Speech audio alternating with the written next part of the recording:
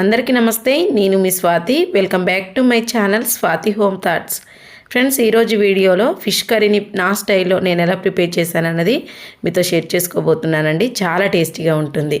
ఇక్కడ నేను ఫిష్ని ఒక 2 చేపలు తీసుకున్నాను. కేజీన్నర వరకు ఉంటాయి. కొర్రమైన ఫిష్ తీసుకొని పైన స్కిన్ మొత్తం తీసేపించాను. ఇలా స్కిన్ తీసేపిస్తే ఫిష్ కర్రీ అనేది స్మెల్ రాకుండా, నీచువాసన రాకుండా చాలా టేస్టీగా ఉంటుంది.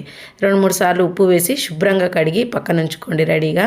ఇప్పుడు ఒక మిక్సీ జార్ తీసుకొని ఒక 2 పెద్ద సైజు ఉల్లిపాయలు ఇలా పెద్ద ముక్కలుగా కట్ చేసుకొని ఇలా మిక్సీ పట్టేసుకోండి. లేదంటే సన్నగా అయినా తరుక్కోవచ్చు. ఇలా మిక్సీ పడితే ఏంటంటే మనకి కర్రీ అనేది గ్రేవీ చాలా బాగుంటుంది.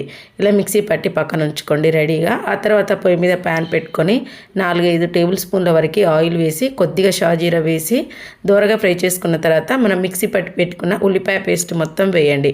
వేసి ఒక 10 మినిట్స్ వరకు టైం పడుతుంది ఇది ఫ్రై అవ్వడానికి. ఇలా మంటని మీడియం ఫ్లేమ్లో ఉంచుకొని బాగా కలర్ మారేంత వరకు ఇలా ఫ్రై చేయండి. అప్పుడే టేస్ట్ బాగుంటుందండి. ఇక్కడ నాకు 10 మినిట్స్ వరకు టైం పట్టింది అది ఫ్రై అవ్వడానికి. ఇలా ఫ్రై చేసుకున్న తర్వాత అల్లం వెల్లుల్లి పేస్ట్ వేసి మంచి స్మెల్ వచ్చేంత వరకు ఫ్రై చేయండి.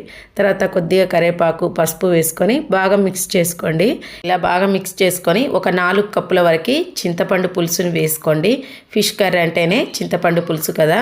ఇలా చింతపండు పులుసు వేసుకున్న తర్వాత ఒకసారి బాగా మిక్స్ చేసుకోండి. మిక్స్ చేసుకొని ఒక 4-5 పచ్చిమిరపకాయలు, టేస్ట్కి సరిపడా సాల్ట్, కారం వేసుకోండి. ఇక్కడ నేను ఒక 2 టేబుల్ స్పూన్ల వరకు కారం వేసాను. వేసి ఇలా బాగా మిక్స్ చేసుకున్నాను. మిక్స్ చేసుకొని మంటని హై ఫ్లేమ్లో ఉంచి ఇలా మరిగించుకోవాలండి. 10 నిమిషాల వరకు పులుసు మరిగితేనే టేస్ట్ అనేది చాలా బాగుంటుంది. ఇలా మరిగించుకున్న తర్వాత జీలకర్ర మెంతుల పిండి వేసుకోండి. జీరా పౌడర్ 1 టీ స్పూన్ వరకు, మెంతు పిండి 1 టీ స్పూన్ వరకు వేయండి. వేసి ఈ పులుసుని ఒక 2-3 నిమిషాలు మరిగించుకున్న తర్వాత ఇందులో మనం ఫ్రెష్గా కడిగి పెట్టుకున్న ఫిష్ని మొత్తం వేసేసుకోండి. ఇలా మొత్తం వేసుకొని మంటని హైలో ఉంచి ఒక 5 నిమిషాలు ఉడికించుకోండి. గరిట పెట్టకుండా నెమ్మదిగా ఇలా కదుపుతూ ఒక 5 నిమిషాలు ఉడికించుకున్నారంటే సరిపోతుంది. కొద్దిగా కొత్తిమీర, ఫిష్ మసాలా వేసుకొని స్టవ్ ఆఫ్ చేసి పక్కన దింపేసుకున్నారంటే వేడివేడిగా ఫిష్ కర్రీ రెడీ అయిపోయినట్టే. ఒక్కసారి ఇలా ట్రై చేయండి. చాలా బాగుంటుంది. సింపుల్గా టేస్ట్. ఫిష్ కర్రీ ఎప్పుడైనా చల్లారిన తర్వాత తింటేనే చాలా బాగుంటుందండి.